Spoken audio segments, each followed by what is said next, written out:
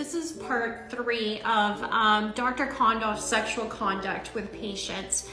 In part 2, I introduced to you Ms. Kelly Croft, who dated him for 5 years.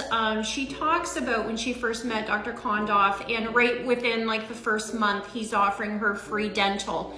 Then we hear from him that within 3 to 4 months, he now has her moved into his office and she's working for him. And we also know from some previous paperwork that I showed you guys in other videos where he shows there's a office duty chart where basically he pretty much tells her, you know, these are your duties and we're gonna have a hard time explaining you working here because she was on disability. So he was paying her under the table, but he wanted her to keep track of the hours and they would rip it up and, you know, all that kind of stuff.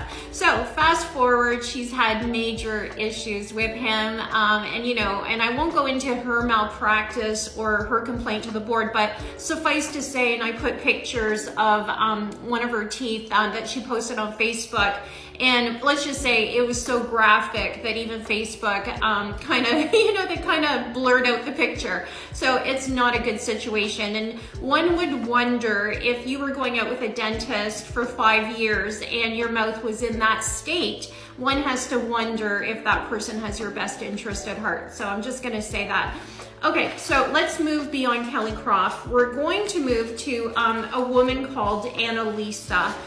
One of the things that Mr. Kondoff was doing is he would always copy Ms. Croft on everything. So, and this like huge HIPAA violations, but in his way of flexing, anytime there was other women involved or whatnot, he would send her a copy of everything. They'd be on, off for the whole 5 years.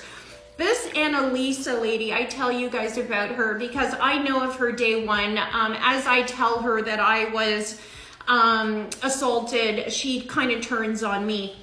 Anyways, bottom line is Dr. Kondoff writes this to Ms. Kelly Croft on January 17 of this year of 2022. He says,